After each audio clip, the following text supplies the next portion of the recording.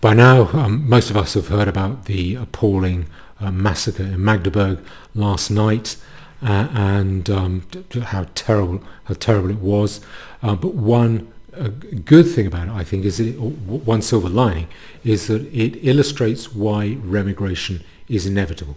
Now, remigration, mass repatriation of foreign populations within European lands, that is a black and white choice. It's a step change. It's something that people resist and resist and resist, don't want to do and don't want to do, until it becomes the only option. And then it's like a step change that people are forced to take. And when people confront it, people then say, well, if we're going to do it, we might as well do it to the optimum extent, i.e. completely, pervasively, very wide scale repatriation, remigration. And you can see the black and white nature of it in the way that people try to avoid it. Say, to take for an example, Nigel Farage, I think he reverse engineers quite a lot of his views in order to avoid having to confront the issue of remigration, to confront solutions to ethnic issues. So he'll say we mustn't alienate Muslims because they're going to be the majority soon and they will have a terrible problem. Effectively, what I think he's doing is saying, I can't get it up to think up a civilized way to carry out remigration. I don't want to do it. It's too ugly. I just don't like it. So I'll tailor my views to avoid having to confront that possibility. And I think quite a lot of people do that. And the problem with that is that the pressures to do it are forcing our faces into that particular grindstone. I think they're going to build up and build up until we do it. And we can either do it the easy way or we can do it the hard way, but eventually we are going to do it. And to that extent, remigration is inevitable. That's a phrase that's been put forward. It's become a bit of a meme on Twitter. I think it was popularised by Steve Laws, all credit to him, and it's been taken up by a lot of other people, including me, and I think it is right. And I think this vehicle attack in Magdeburg it can be used to illustrate why. Now, quickly, the facts are that what's reported amongst some abysmal mainstream news reporting is that 5 people are dead, over 200 injured, 41 of those, they say 41, critically. I think that means on the danger list. So that is an appalling massacre by an imported foreigner. He was originally from Saudi Arabia, came to Germany in 2006 and was recognised as a refugee in 2016. And the German government and the mainstream news, they're making a lot of play out of the fact that he was supposedly, or it seems to have been genuinely, and anti-Islam. They're saying he was Islamophobic. We all know why. I think they want to say this was some kind of right-wing attack. It was an anti-Muslim attack, so they can chalk it up as prejudiced Europeans being against the poor, benighted, victimised, beleaguered Muslims, etc. Again, I mean, this is dumb. Valdo Colocaine in Nottingham, he wasn't a Muslim, that murderer, and the Southport stabber. He doesn't appear to have been a mainstream Muslim. He wasn't born and brought up a Muslim, although he does appear to have developed sympathies with Islamic State. So I think what ironically what the mainstream news and the German government are doing is highlighting race with their sort of by running cover for Islam. And I think they're right in doing that. I think the problem is not so much religious as racial, because behaviour comes from culture, and culture, including forms of religion, they come from ethnicity, and ethnicity arises out of race. And that's an ugly fact, that the forms of religion that a society adopts tend to arise out of the sort of racial genetic makeup of that population, the shared genetic makeup of the population. And you can illustrate that. If I show you this little map, that's a map of the Islamic world. I don't know if you can see that. If I can, there, if you see what you have, it corresponds to a certain part of the IQ belt. So that bit there.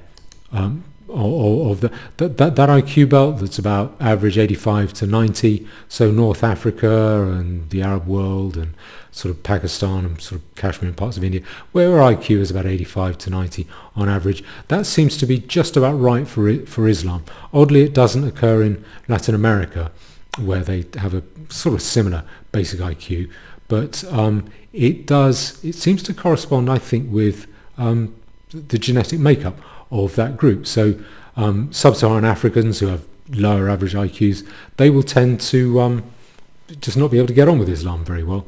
Maybe their IQ is too low for it. And us in Northern Europe and Asia tend, again, not to get on with Islam because it just seems too crude and gross and violent to us. We just don't like it, and the brutality towards women seems stupid. So, and I think that illustrates that form of religion rises in large part, and the enthusiasm, the idiotic enthusiasm they have for it, arises out of, I think, genetic traits, genetic qualities. And I think this man, the fellow who's the suspect in Magdeburg, I think he illustrates it. You can see it in the language he uses in his tweets. So his tweets are still up. So if I bring these up, hold on. This one, I mean, I'll read a few of these. The language is really quite blood-curdling. And this is him. I can't. Taleb, bloody. I seriously expect to die this year. Reason: I will bring justice at any cost. Any German authorities are impeding all peaceful pathways to justice. If you're a concerned German citizen, etc., if you're not concerned, then okay, but don't complain later. I think we know what he means. Okay, and then this one there. Hold on. Germany, I assure you 100% that revenge will come soon, even if it costs me my life. And then moving on to the next one. Hold on, let that come up. If I translate that post. I assure you that if Germany wants a war, we will fight it. If Germany wants to kill us, we will slaughter them, die or go to prison with pride. I mean, it just goes on and on and on with this guy. I mean, my point is that he may not have thought of himself as a Muslim, but he was definitely of Islamic ethnicity. The language, the attitudes, those arise out of that sort of ethnic, racial belt on planet Earth. And third, I can hardly believe Germany's recklessness in imagining that committing a series of crimes against the Saudi opposition will pass without accountability. They think that even if Taleb Bladi remains out of prison, Taleb Bladi will not bring justice. So he's just, I mean, that's just outright threats that he's making there. Typical Islamic stuff, even though he wouldn't identify as a Muslim. And this is the top of his Twitter page. Revenge soon. Okay. This fella may not think of himself as a Muslim, but he's of Muslim ethnicity, and that is what makes him respond in that way to things he doesn't like, with such murderous, punitive, crude, stupid violence. Now, the only cure for that is mass repatriation, remigration, and I think that is going to happen because the number of intensity of attacks is going to go up and up and up. I think the ingredients are in place for us to see the corner turning in a very bad way on the number of those attacks. They're going to keep coming. Just to illustrate how, what I'm talking about here is an exponential curve. That means a self-multiplying curve. And self-multiplying curves, they go along at a low rate and then they turn a corner and go vertical. That tends to be, that's their characteristic. And you can see this already if you look at this Wikipedia page. Let me just go up to the top if I can. Right, list of terror incidents in France. If you go down to the table, and it goes all the way back to 1800, and you quickly get into the 20th century, sort of from 1914 onwards. And if I scroll down, you can see gradually moving through the 1970s and 80s, and then the 80s were quite a bad decade, and then you go into get into the 90s, and suddenly when you in the 2000s, when you hit about 2013 or 14, that's when or 2015 seems to have been the year, you hit pay dirt, and you see all of these beheadings, shootings, and it really just goes on and on page after page after page after. And so you can see already the numbers increasing exponentially right up to today, in the last decade, basically, since 2000. There we are, we got to the bottom. So, and a similar thing happens with Germany. Hold on, let me try and go to the top there. So terrorism in Germany, that's the Wikipedia page. Now these Wikipedia pages, they do not list, I don't think that they leave, it's interesting that they leave out quite a few attacks. I noticed, I was thinking, what about this attack? I remember that attack. Probably an attack where someone stabs a Muslim guy, or a foreigner stabs someone and shouts Allahu Akbar. That's not counted as terrorism. I think that's just thought of as common or garden criminality, I guess, and not included on this Wikipedia list. But you see, the numbers going back to 1968, and then through the 70s with the Red Army faction, Baader-Meinhof, and you had quite a few of those in the late 70s, very early 80s. But then you get out of the 80s and you get into the 90s. Hold on. It's when you get past 2015, the numbers, you just hit the payload there. That's a rich seam of terror attacks. That is the point. It just keeps going on and on. I just scrolling through. Okay, so it's already increasing like that, and I think that that increase is going to continue. I think it is likely to accelerate. It will increase exponentially. What you see is the corner starting to get turned. Usually exponential curves, they expand a tiny amount. You can't perceive it. And so if someone points it out and warns against it, it's very easy to say, oh, don't worry, the numbers are so small, they're increasing by such a small amount, it doesn't matter, until suddenly it hits you and just washes you over. And that's the case with all exponential curves, whatever. If you're talking about bacteria or pond lilies or pond weed, anything, it's not much, and then suddenly the whole place is taken over. And the way cancer hits people. The reason I think we might be a few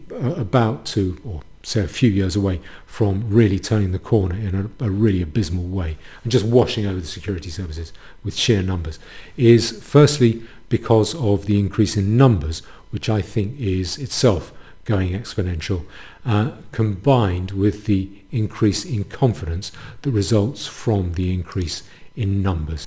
Now that increase in numbers, that is self-multiplying. So the more people you have, the more people you're going to get.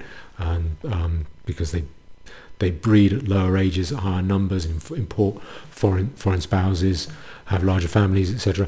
And now I've dealt with this increase in numbers before, but the carry-home point that I made before, and that was in this video here. If I go there, that's hold on, right. That's birth rates in Britain and France. That's from 4 years ago. You can find that on my channel, where I go into detail there. What I'm drawing on there is partly that schools, pupils and their characteristics from the UK. I'll deal with that in a minute. But also this, bear with me. Also that table from France, which shows testing for sickle cell, which you only do for people who have more than 50% African parentage, and you see that in 2015 the number of babies getting tested for that was 38.85, so basically 39%. So basically another decade on from that. Well, I'll go through that in a minute. Okay.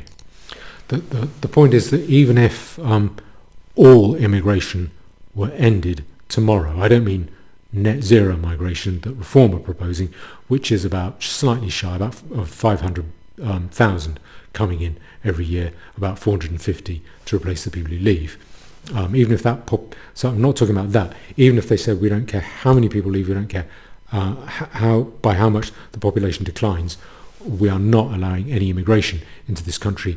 That the exponential effects of that growth of population would still hit us, and that's simply because the corner seems to have been turned right at the bottom end of the age curve, so at baby numbers. So what I did was to look at this this from the ONS, I think, of schools, pupils and their characteristics. It's a gov.uk website, and if you go down to ethnicity, hold on, let me just 37% of pupils are from a minority ethnic background, and what that is 37.4 for primary schools, so that's ages about 7 to 11, and 36.6% in secondary schools, that's ages 11 to 16, and that is increasing by in the video I did previously. So if I did that video there, what I said was it was increasing by about 1.1% a year. It appears to be increasing by more than that, by about 1.3% per year. So if you go down here and it takes each different group, white British, what you see there is that end year, that is 23 to 24. I think those numbers would have been taken in January 24. So white British percentage of all school children, so for primary and secondary school, so from ages 7 to 16, that's 61.3%. The year before, 22 to 23, it was 62.6, so 1.3% more. And the year before that, 21 to 22, it was 63.9. So it's going down by 1.3% per year, that proportion.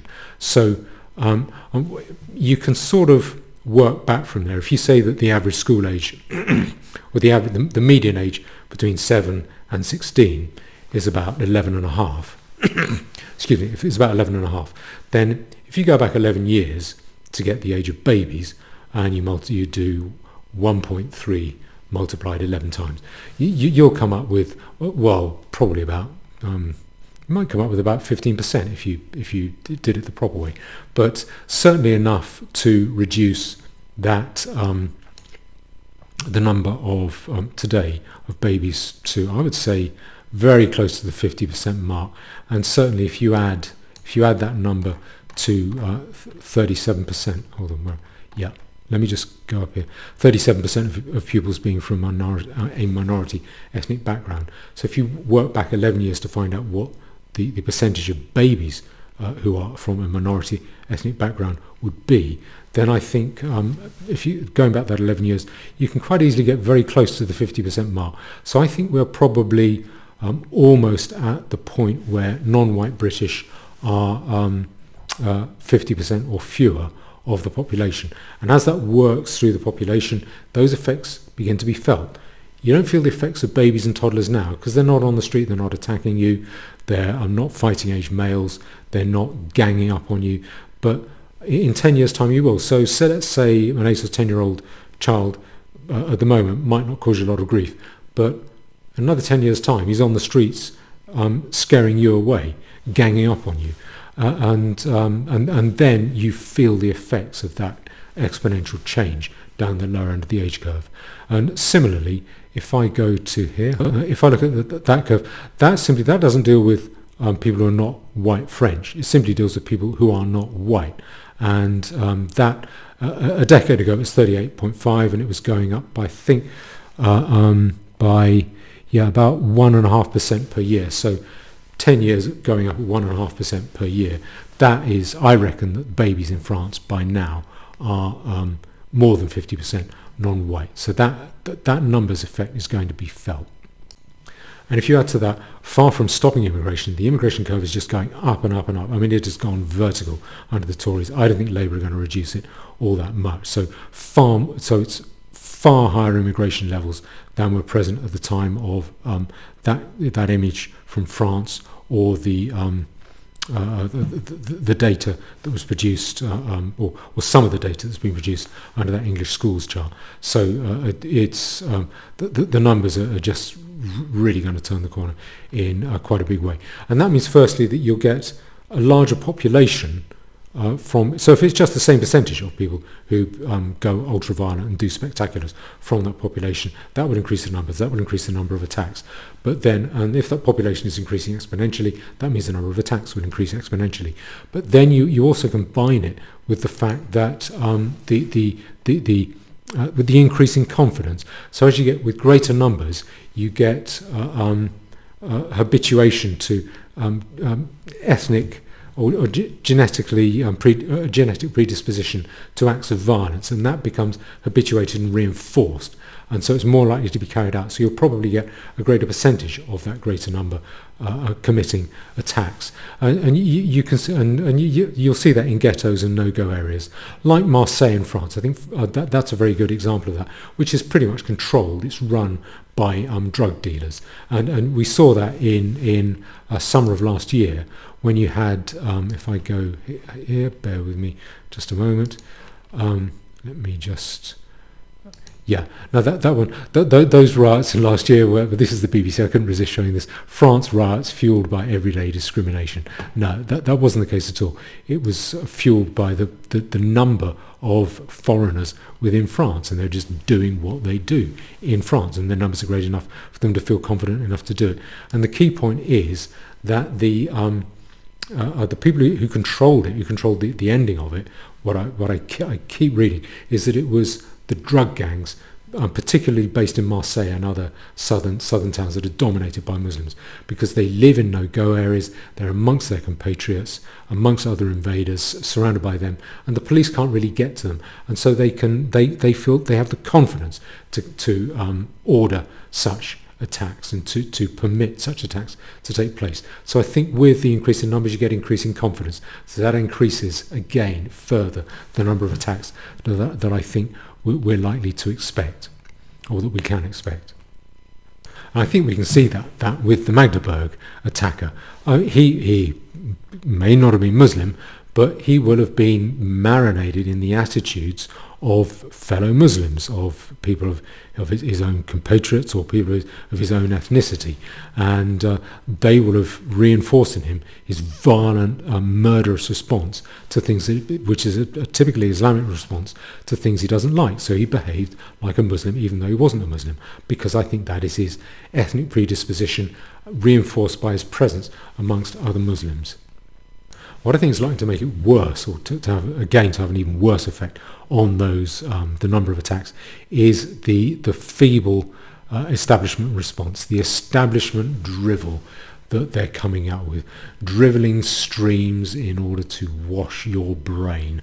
That is what they're doing, and going on about how this attack makes no sense.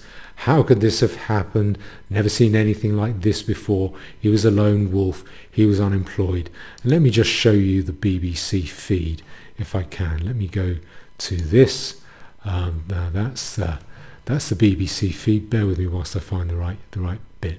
And this is what I looked at this morning. I mean, this abysmal, it was really appalling, abysmal reporting. I mean, they just don't know what the facts are. What you want to know is how many people have been killed, how many people have died, and you just can't get that information from them.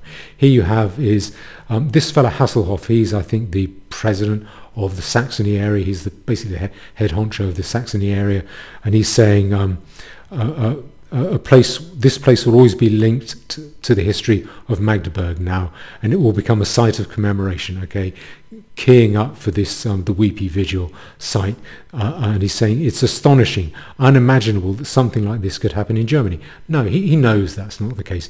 In 2016 there was the Berlin truck massacre. I mean, he knows it has happened in Germany on not just once. So and he's talking about financially supporting the victims, yet throwing money at this, and what's the next one? So, what a dreadful tragedy. Scholz, he's the head honcho in Germany, the Chancellor of Germany. He's just saying he wants to express his solidarity. And yeah, here you see there, the Chancellor says it's important we stand united.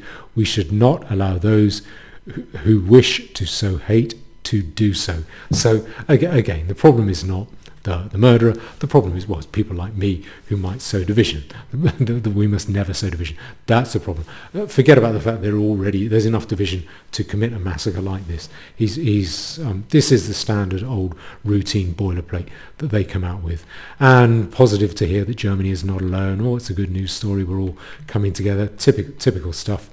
And what we know about the attacker, in bold there, he acted alone. He was a doctor. He's lived in Germany since 2006, so he's not a recent immigrant. They're just pushing. It's the same old boilerplate line.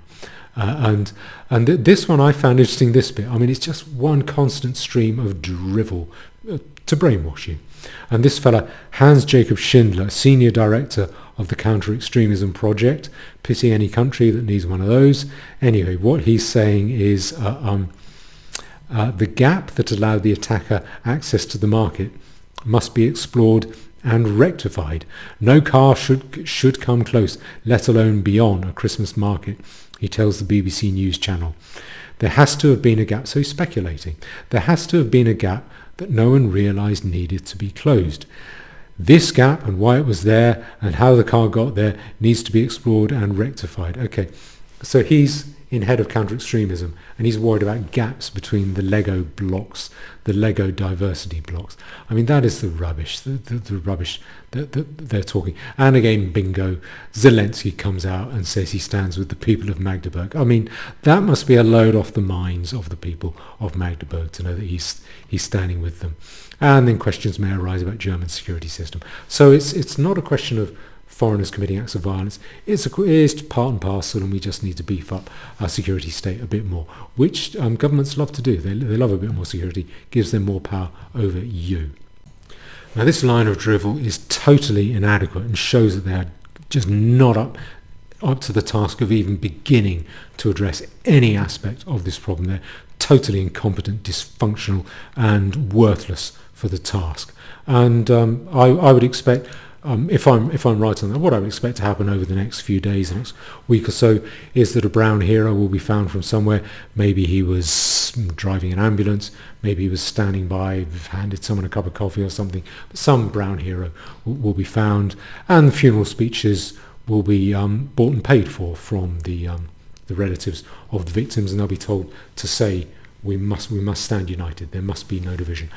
I would guess someone's going to come forward and say that at a funeral. And governments are not going to stop they're not going to get it up to do anything effective. They're going to carry on with this this drivelling brainwash. And they're not going to stop the multiculturalism, because the multiculturalism is good for them. It gives them more power, because it is bad for you. It is a crude dichotomy like that. Attacks like, I think they do find attacks like this embarrassing, because attacks like this show up how bad their policy is. They have to talk about this failed policy that they know is bad for you. That's its intention. It is intended to be bad for you, because it increases their power. If it makes you more powerless, less powerful, it gives them more power over you, and they want more power. They are addicted to power, and they will do anything to keep a grip on that power, which nothing must be allowed to interrupt. And the way of doing it, as every violent husband or every wife beater knows, it's to grind you down. It is to divide you, to deny you a sense of identity, to impoverish you, to create suspicion between you and your neighbour, and that happens as a result of multiculturalism. That suspicion spreads between everyone as a result of some multiculturalism, and they're not going to stop the causes of these attacks, because they're not going to address the causes of these attacks under any circumstances, because they want to feed their addiction to power. Now, I appreciate that might sound extreme. I think more and more people are coming around to that point of view. But just to illustrate that, what I'd like to do is to give a little drill down into what some British trade unions are doing. This is a very small indicator, but I think it's a good drill down. And that is Care for Calais. I think we've all heard of Care for Calais. We know what they do, the sterling work they do in Calais with the migrants, helping them to come to Britain and calling for safe passage. Well, the less I say about them, the better. You can probably imagine what I think about them. And this one, trade unions call for safe passage. 26 unions call for safe passage. Back the NC10 amendment now. So those unions, I don't know any other unions. That looks like all the big unions: PCS, Unison, ASLEF, Accord, USDOR. I mean, I haven't heard of any other unions. There may be some other unions that exist. I don't know what they are. I mean, all the big unions, they're all calling for safe passage to the UK. What I find significant is, well, if you go to the bottom, they're saying, we call for, and they will sign this, and that's all the list of the trade unions underneath. They're saying, we want the government to adopt safe passage policy as the solution to channel crossing. So safe passage basically means, don't worry, you don't have to get on a dinghy. We'll give you a nice safe airport lounge so you can fly to Britain. And that's going to increase numbers. And then dismantling the hostile environment for refugees and its replacement with an asylum system based on humanity. Again, that's going to increase numbers. It will increase the pull factor. So, I mean, that will doubly increase numbers. What I find telling is what they say. The UK is really rich, and there's a labour shortage. So the UK is the 6th richest economy on the planet, and can afford to take care of its own citizens and take its fair share of refugees. Now, in fact, an ageing demographic coupled with labour shortages, etc., means that it'll be a good thing. The key words are there that we're so rich and there are labour shortages. Now, no self-respecting trade unionists in the 1970s, say Jack Jones or Scargill, they would never have come out saying, we're too rich, it doesn't matter, you can impoverish us a bit more. They would have said, no, my members don't earn enough. They've got to earn more, and we don't care how much that hurts you, we're going to pursue their wage claims ruthlessly, and they are never earning too much. It's always too little. They wouldn't come out and say, look how rich we are, we can afford to be impoverished a little bit. And secondly, they wouldn't say, oh, there's a shortage of workers for this role, we need to import more people to undercut wages. What they would say is, there's a shortage of workers, we're going to use that to make sure you pay us more. We're going to exploit it ruthlessly on behalf of our members to make sure their wages are as high as possible. Today, unions seem to be doing, and you could understand that logic in the 70s, that union leaders represented their union members, and union members wanted ever higher wages. You can understand that. But today it's the opposite. And that goes against everything that a trade union is supposed to be for. It's not there to say, well, we're really rich, we can afford to take a little bit of a cut. And it's not there to say that the labour shortage needs to be solved by importing people. That's against their members' interest. And you can see this in this other story here, again from Care for Calais. Trade unions issue joint statement in support of refugees. We send solidarity to our Care for Calais and all groups fighting for refugee rights, and we support the call for safe and legal routes to the UK. So they're really, and again you see underneath there, it's all signed by all those trade unions. I think that's a slightly different crop there, or I think it seems to be a different occasion. Now, when I looked at those stories initially, I thought, is that the union's cunning plan to make conditions worse for employees, to make them poorer, so that they then feel they have to join a trade union? But no, that can't be the case either, because if you look at this story, hold on, bear with me just a moment. This is from the University of Greece. The effect of ethnic diversity on the participation in social groups, evidence from trade unions. So that's the University of Athens. And if I go down to the conclusion, hold on, bear with me, and give me a second. Okay, what it says is evidence of a strong, negative and highly significant relationship between ethnic diversity and the decision of the workforce to participate in trade unions. So there's a strong correlation. If you live in a diverse society, you are strongly significant, or you are less likely to join a trade union, and that influence is strong and significant.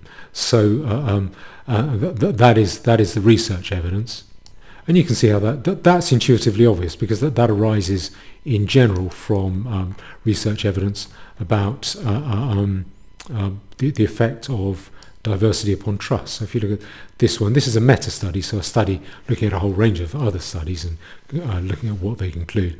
And this is from Denmark. Ethnic diversity in social trust and narrative and meta-analytical review. Okay, that's nerdy stuff. But what they find is, we find a statistically significant negative relationship between ethnic diversity and social trust across all studies. The relationship is strongest for trust in neighbours, i.e. the closer you live to diversity, the more it decreases trust. And so politicians or people who love diversity and then use it as a way to earn enough money to live away from it, they don't feel the effects of it. And when ethnic diversity is measured more locally, so the closer you live to it, the worse it is. That's intuitively obvious. And if you think that is just an academic thing and trade unions can't be expected to know that, well, there's this story from, let me go to the top, that's from, I think it's Business Week, Business Insider. And what they said, this is a story about Amazon, who own Whole Foods, and they were worried about too many of their stores unionizing. Is that going to be a problem?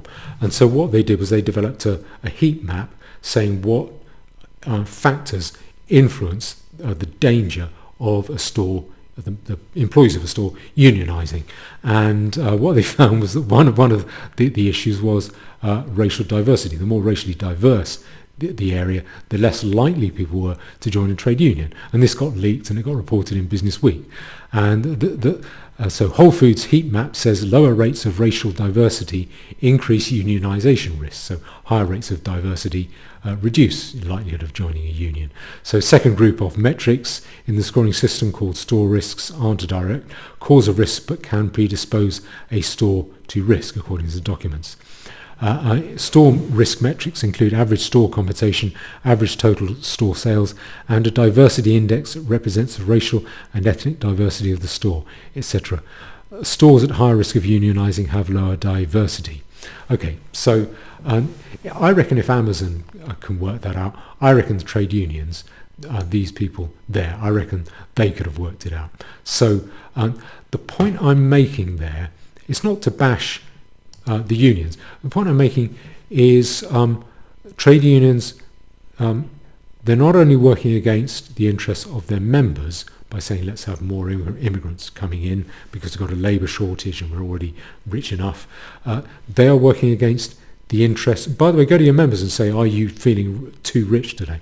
And then they're working against their own interests, because the more diverse society becomes, if there is a cunning plan to reduce the wages of their employees so their employees all want to join trade unions, no, that doesn't work either. They're less likely to join trade unions. So the only thing I think what I think that illustrates is trade unions, instead of being anti-establishment, which they were decades ago, now they see themselves as firmly enmeshed within the establishment, and that sort of that power idea of being part of the established outlook and sharing the interests of the establishment, the butler being more regal than the king. I think that's the explanation for this. And if that is the case for trade unions, which are supposed to be anti-establishment, how much more is it the case for the people at the heart of the establishment, the politicians, that they are not going to let go of this multicultural ideology and of mass immigration, which is the root underlying driver of these terror attacks. So turkeys don't vote for Christmas. Governments will not do what is necessary in order to prevent, to put a stop to these attacks. They're not going, but they won't even reduce sky-high immigration, and they're certainly not going to stop it, and they're certainly not going to repatriate. And so I think all the ingredients are in place for us to see more and more attacks like this, and for the number and intensity of them to accelerate. And I'm not saying that will necessarily happen. I think that may be a couple of years, a few years away, but I think the numbers of attacks will keep increasing until we do what's necessary, i.e. to remove foreigners from our land, or just to separate out, which in my view will amount to the same thing. And this is why I think it's inevitable that we will do it, that we will have mass remigration, pervasive, wide-scale, widespread remigration, rather than go extinct, as some people sometimes say in my comments. Oh, we'll never get up the energy to do it. We'll just let them trample all over us.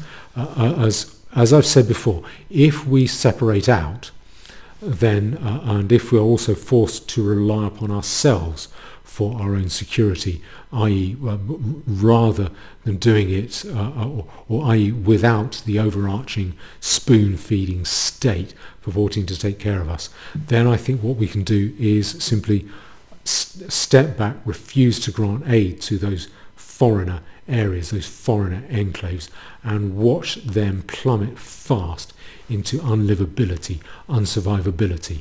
And as long as we stand back and don't allow any aid to go into those areas, we can let them stew in their own juice, and disease will do the remigrating for us. And if we continue, let's suppose we carry on hiding from this decision to remigrate. Let's suppose we really are spineless and gutless and we say, no, we're not going to face up to this task, I just won't look at it. What will happen is eventually, if we want to just not remove foreigners and to blame superficialities, what we will do is see more and more attacks until eventually we are forced to change our minds. And if we don't, those attacks will increase further until eventually we do change our minds and we do stand up straight and square up to what has to be done. And I think this Magdeburg attack, horrific though it is, I think one little bit of hope is that it does illustrate why eventually we will take that stand, and remigration is inevitable. Thank you.